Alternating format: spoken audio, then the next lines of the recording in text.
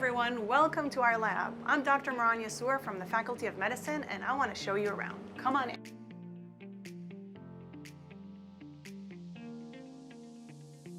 Basically, what we do in the lab on a regular basis is we study the gut bacteria in infants. We sample mothers as they come to deliver, and we sample babies, and we try and look at the bacteria that transfer from mom to child. And one of the ways that we do this is by growing these bacteria from the child's poop samples, right?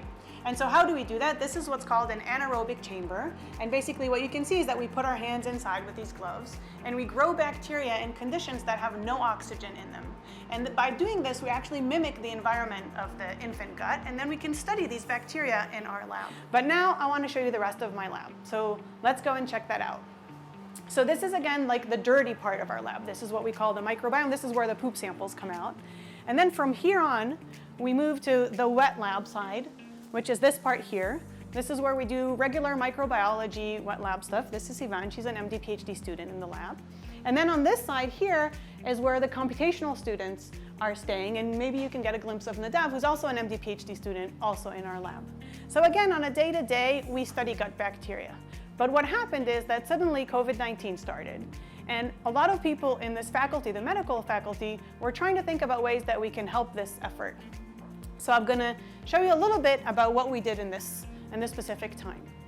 So I'm sure a lot of you have heard about coronavirus testing, and I'm positive most of you have already been tested by now. And the basic idea is that you get this swab, and they stick it up your nose or in your throat, and then we try and understand what's on that swab, right? So if I put it very, very simply, we have this swab, we put it in a black box that we call a PCR, and then we get back a positive or a negative result, right? If you're positive, that sucks. If you're negative, you're like, woohoo, wait a few more weeks and see what happens. And we started to realize that we're testing tens and hundreds of thousands of samples, and most of these samples are negative, right? Because the vast majority of people that we're testing are negative. And so there is a question of, can we do something better? Can we test it in a more intelligent way?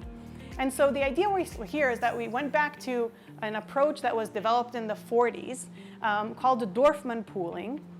That the idea, again, the simplest word, is that we take a few samples and we pool them together, right? So instead of having one swab, we have 8 these little swabs. Let's see, 6, 7, 8. We pool them all into one tube, and then we put this into the PCR machine. Now what happens, think about it with me, right? If I took all these 8 swabs together, I put it in the PCR machine, if I get a negative result, that means that all of these 8 samples are negative.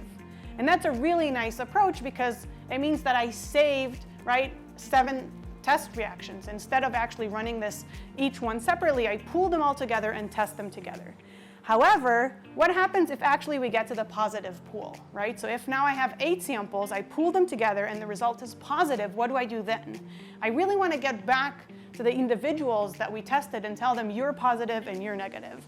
So that means we need to go back to these 8 samples, test them each individually inside the same PCR ID and say, all right, this one is negative, this one, however, is the positive sample within. So in all the cases where we get a positive pool, we ended up actually using 9 tests, right? 1 for the pool and then 8 for each individual sample within. Whereas when it was a negative pool, we only used 1 test for all the 8 samples. Now the really cool idea behind it is, so we've done this for now probably 140,000 samples.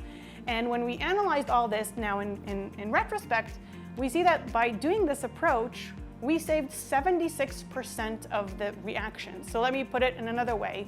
We've tested 140,000 samples using only a quarter of the tests. So that means we saved money, that means we saved time, that means we saved reagents and kits because those have been sparse lately. Okay? So this is basically the idea of the pooling test. So this whole initiative is a really, really nice story because it started with the head of the virology lab at the Hadassah Medical Center, which is right here next door. So that's Professor Dana Wolf.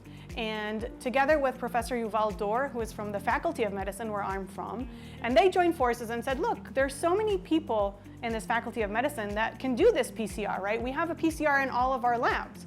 And the idea is let's put all these PCRs together and try and make this in a more, let's say, large scale or high throughput lab. And as we started to do this, a lot of people from the faculty said, hey, I can help with this and I can help with that. And we came up and said, hey, we can help with some of the analysis. And that's where awesome collaborations come from. And this is where these complementary approaches will actually improve our research and be able to put us at the cutting edge of what we call computational medical research.